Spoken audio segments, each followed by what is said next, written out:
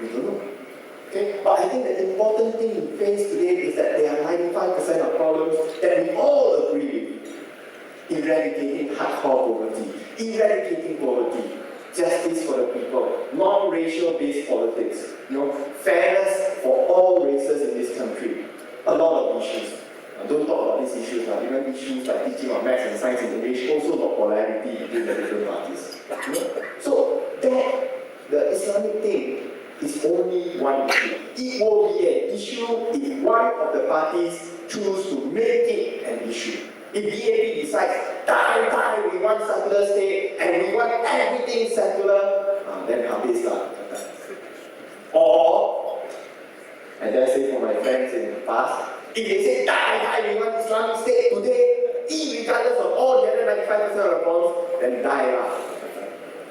But that's not the case. Okay, I will talk a bit about the lessons we have learned in the past later, but that is not the case. There are many other crises. Recently, the most recent one that they think that, Pakatan is about on the brink of breaking up. DAP pull out from Kedah. Where's the issue now? It has been resolved. Yes, it got to a stage that it shouldn't have gotten to.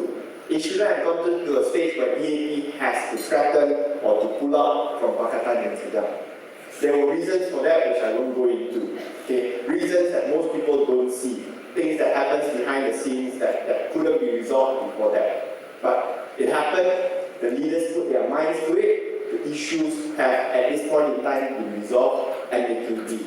And we hope that based on whatever that is resolved, it will be implemented accordingly, and Kedah is back.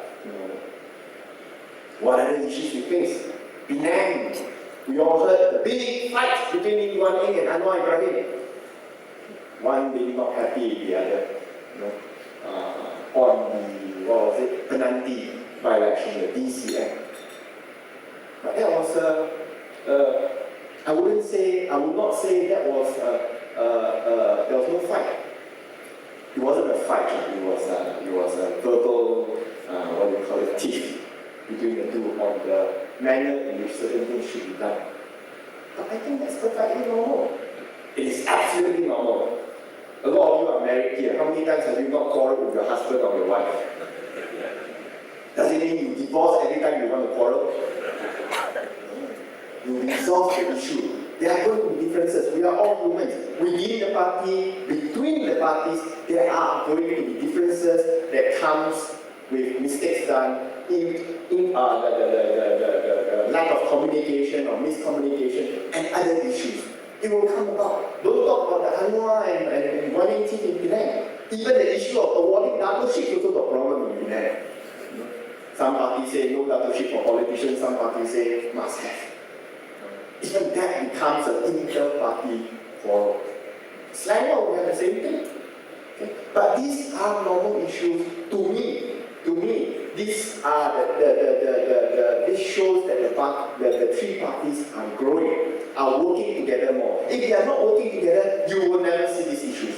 It is because we are working together, that's why differences appear, and that's why the parties act to resolve these differences. Crises after crisis that you see from the day we started as Pakatan till today, many of them are no longer in people's minds anymore. Why? Because they were not as big a deal as people make it out to be at that point in time. Are there going to be more crises in the future? Of course. Will I fight with Dr. Zhou one day? He's a nice guy, I like it.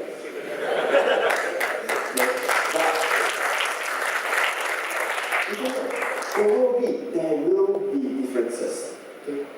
The reason why we are three parties in the first place is because we have our own platforms, we have our own belief in the way things need to be done. Even if we believe in the same goal, reaching the goal via this way, or via this way, there are going to be differences.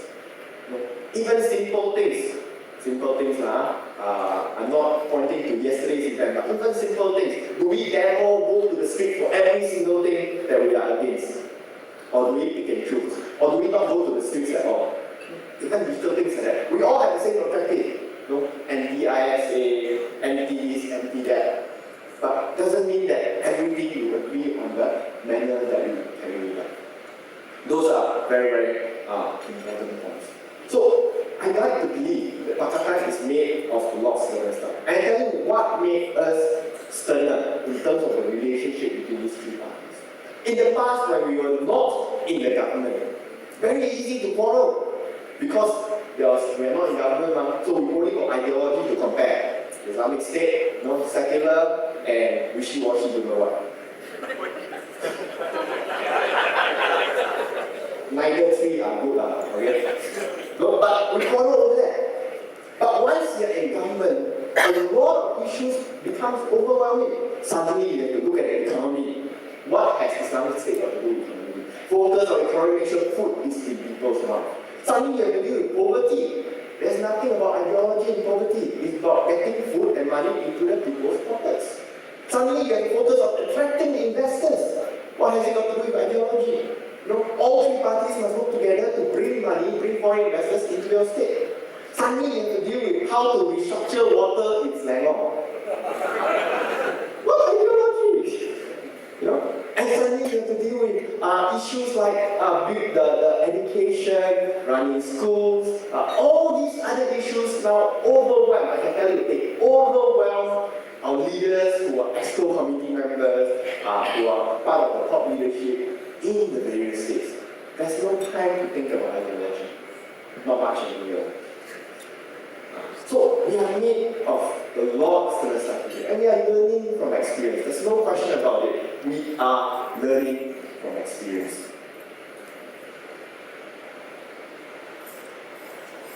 Now, a lot of people, I'm one of those who write a lot on blogs,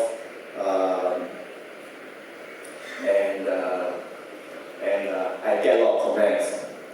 Many of us, including myself before I joined politics, are armchair critics,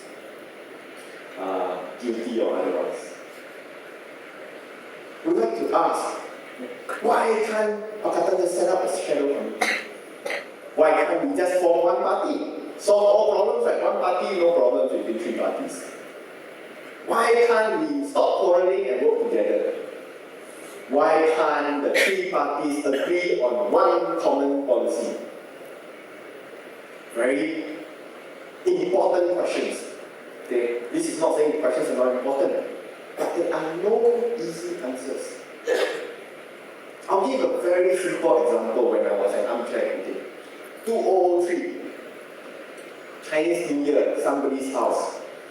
I happened to be there, I was running my company then, it just got listed, high with ego, my head too big for my cap. Kisha happens to be there together with Teresa talk. I follow politics, I've always followed politics all my life. So I said, why did you do this? That time was what happened there? That time was Marisan alternative.